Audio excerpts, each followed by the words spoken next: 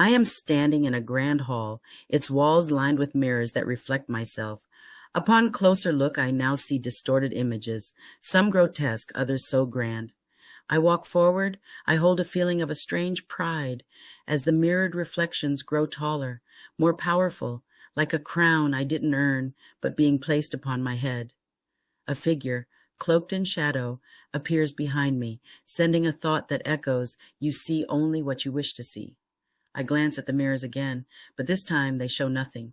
They're void, they are empty.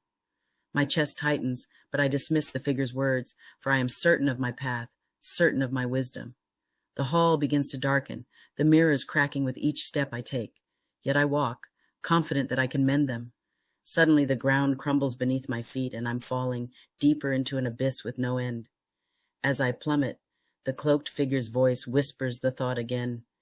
Your arrogance blinds you to the depth of your ignorance. Just before I reach the bottom, I find myself suspended midair, hovering above a vast ocean. On the surface of the water, the shattered pieces of the mirrors float, each one reflecting something I cannot recognize, something I had refused to see. The figure appears again, now standing on the surface of the ocean, looking down at me as if waiting.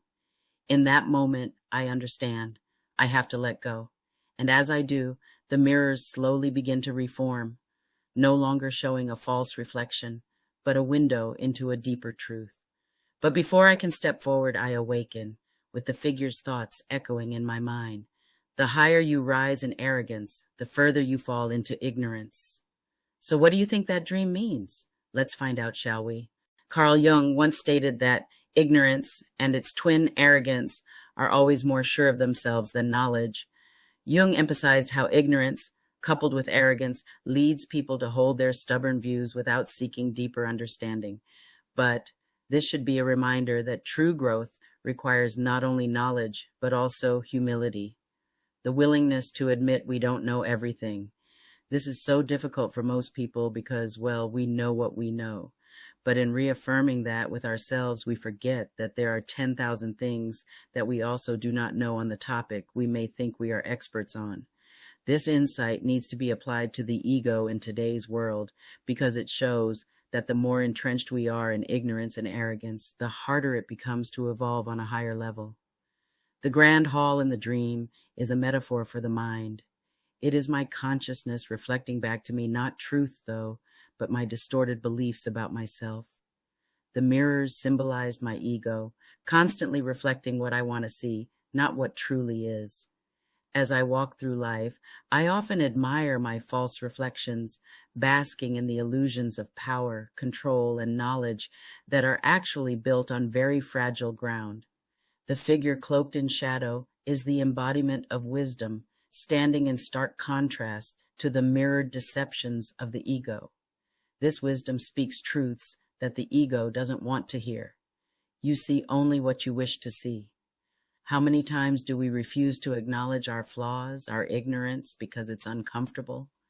The mirrors shatter because the ego, when it meets the truth, cannot hold up under scrutiny. It cracks and the ground beneath us crumbles because our arrogance has no real foundation. The fall into the abyss represents the inevitable downfall that comes when we hold tightly to our illusions of grandeur. It echoes an ancient truth shared by philosophers, mystics, and spiritual leaders throughout time. Pride goes before destruction, and an attitude of condescending conceit comes before a fall. The fall is not punishment, it's the soul's descent into deeper awareness, which is a necessary plunge into the unknown to strip away falsehoods. It is when we are stripped of our certainty that we can finally begin to see clearly. Suspended above the ocean, we can find ourselves hovering between the illusion we've held onto and the deeper truth that lies just below the surface. The ocean, vast and infinite, symbolizes the collective unconscious, the unknown, and the wisdom we are too blind to see. The mirrors floating on its surface are the fragments of truth we must pick up, pieces of ourselves that reflect a more authentic, albeit uncomfortable reality. Carl Jung once said, "Until you make the unconscious conscious, it will direct your life and you will call it fate." The shattered mirrors in the dream are the unconscious aspects of ourselves, the parts we ignore, suppress, or deny. By facing them, we integrate these hidden truths and move beyond the ego's shallow reflection into deeper self-awareness. And here's the pivotal moment. The figure reappears, standing on the ocean's surface, reminding us that the path forward isn't through control or certainty, but through surrender. The ego is not master in its own house, as Sigmund Freud once remarked, and this dream shows us the truth of that. Our ego pretends to control everything, but it is ultimately a thin veil over the vast ocean of our deeper selves. The key lesson here, the figure's final message: the higher you rise in arrogance, the further you fall into ignorance. It mirrors the spiritual law that humility is the gateway to higher consciousness. The mirrors only began to reform when I released the need for control, for power, for certainty. It was in that moment of surrender, of letting go of the ego's illusions, that clarity began to emerge. Lao Tzu reminds us, "He who knows others is wise. He who knows himself is enlightened."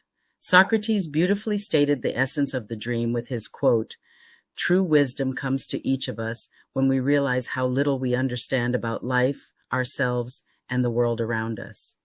The spiritual path isn't about knowing all the answers or mastering life. It's about recognizing our own limitations and being open to the lessons life offers. The journey in this dream is one of self-enlightenment through the dissolution of ego. To rise spiritually, we must first ascend into humility. We must learn to see through the mirrors, acknowledge our ignorance, and accept that we are not the all-knowing beings our egos would like us to believe. Only then can we rise, not through arrogance, but through wisdom and humility.